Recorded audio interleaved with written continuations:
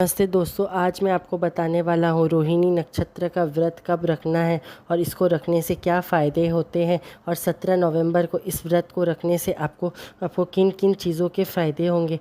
ये चलिए जानते हैं। आज रोहिणी व्रत जो रखा जाता है रोहिणी नक्षत्र से मनाया गया है। जब सूर्य उदय के बाद रोहिणी नक्षत्र प्रबल हो जाता है तब यह व्रत को किया जाता है। इस व्रत को जैन धर्म में इस व्रत का विशेष महत्व दिया गया है।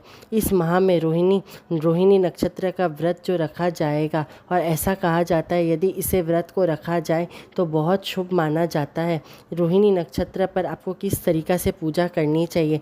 सुबह जल्दी उठकर आपको गंगा जल मिलाकर स्नान करना चाहिए।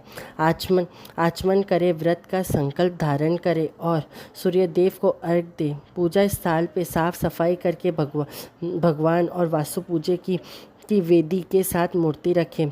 यदि मूर्ति ना हो तो आप एक सुपारी पे ही इनको संकल्प रख के मान सकते हैं। भगवान को फल फूल गंध दुबा नैवेद्य आदि अर्पित करें। सूर्य अस्त से पहले पूजा पाठ का सफलहार करें और अगले दिन पूजा पाठ के बाद ही व्रत का पारण किया जाता है, व्रत खोला जाता है। जैन धर्म में मान्यता ये है रोहिणी व्रत रखने से सुहागन महिलाओं को अखंड सौभाग्यवती की प्राप्ति होती है। साथ में ये व्रत पति की लंबी आयु और परिवार में खुशहाली के लिए किया जाता है। इस व्रत को पूरे विधि विधान के साथ व्यक्ति यदि करता है तो उसे धन की भी समस्या नहीं होती है। इसे जैन धर्म में कहा गया है यदि इसका व्रत किया जाए तो उस व्यक्ति को मोक्ष की प्राप्ति होती है। रोहिणी व्रत के दौरान में व्यक्तिगत को स्वस्थ और शुद्धता की जरूरी रूप से ध्यान रखना चाहिए और व्रत का संकल्प मान कर ही करना चाहिए। इस व्रत पे सूर्य अस्त के बाद भोजन नहीं किया जाता है।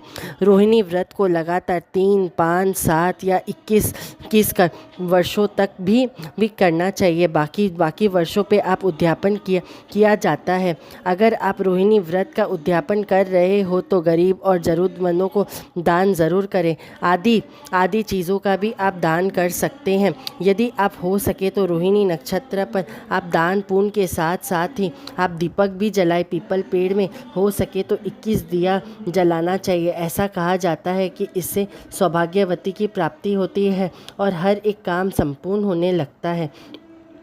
रोहिणी व्रत से ऐसा कहा जाता है कि इससे अनेक फ़ायदे हैं। रोहिणी नक्षत्र का यदि व्रत रख के अगले दिन ही मार्गशीर्ष नक्षत्र लगने तक किया जाए तो इस व्रत को कम से कम 5 वर्षों तक रखने का बेहद जानकारी से किया जाना चाहिए। साथ ही व्रत का उद्यापन भी उतना ही ज़रूरी माना गया है। इस व्रत के दौरान गरीबों को तो खान पीन तो देना ही चाहिए, साथ में हो सके तो आपको स्वर्ण का भी दान करना चाहिए।